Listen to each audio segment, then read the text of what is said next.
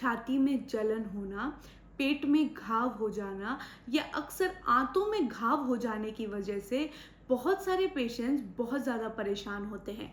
काफ़ी बार other allopathic system या Ayurvedic system में उन्हें इलाज नहीं मिलता है, तो वो होम्योपैथी की तरफ आते हैं।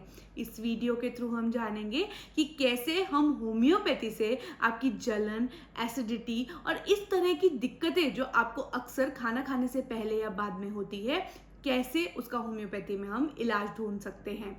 हमारा जो शरीर है वो एक एसिड प्रोड्यूस करता है जिसे हम बोलते हैं HCl। जैसे ही आप भोजन खाते हैं, वो HCl जो एसिड है वो आपके भोजन को पचाने में मदद करता है।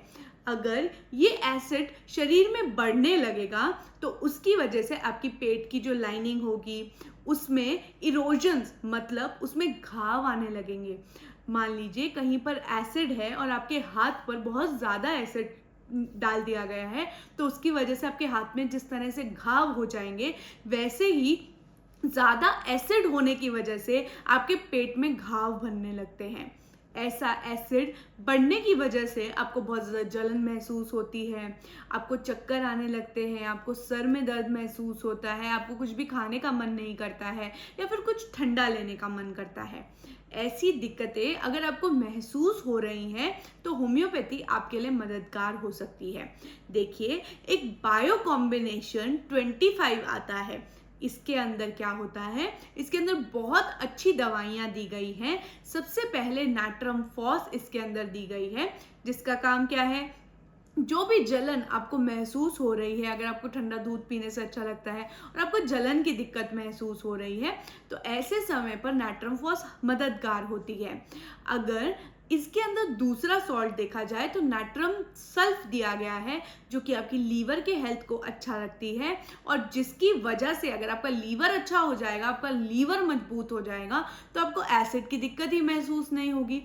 थर्ड, इसके अंदर सॉल्ट देखें तो सिलीशिया देखा गया है।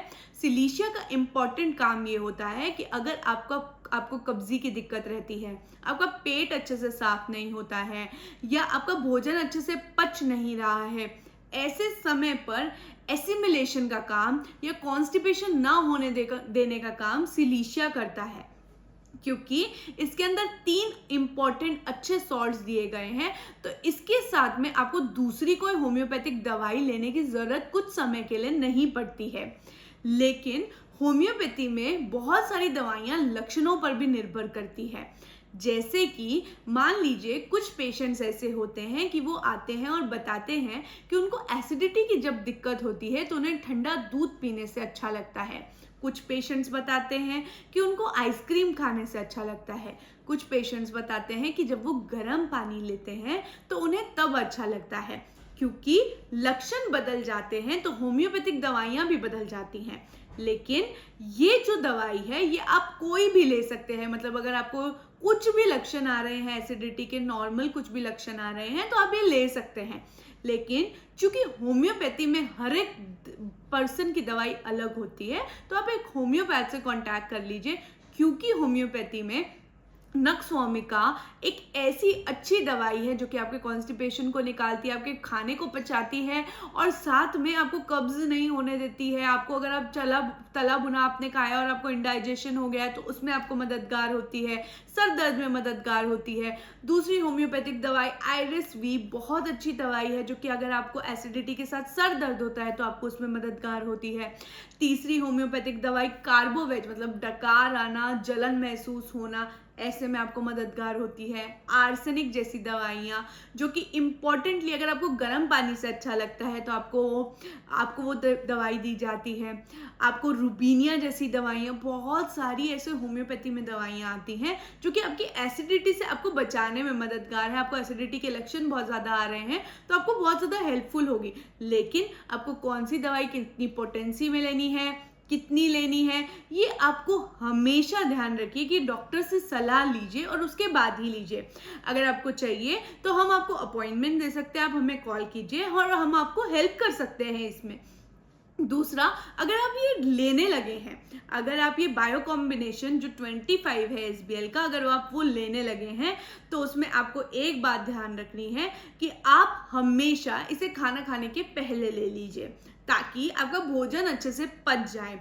ये आपका बाइल सॉल्ट बढ़ा देती है, आपका ओवरऑल जो है लीवर की हेल्थ को अच्छा करती है, इसलिए आप हमेशा से खाना खाने से पहले लीजिए। कोशिश करें 3-3 टैबलेट दिन में 3 बार इसे आप लें। कोशिश करें जब भी आप ये ले रहे हैं तो या तो आप इसको पानी में मैश करके पी लीजिए, या फिर आप इसको चूस के टैबलेट्स को ले लीजिए, लेकिन इन टैबलेट्स को आपको हाथ नहीं लगाना है। जब भी आप ये टैबलेट्स कंटिन्यू कर रहे हैं तो आप 1 से 1.5 महीना इसे कंटिन्यू कर सकते हैं।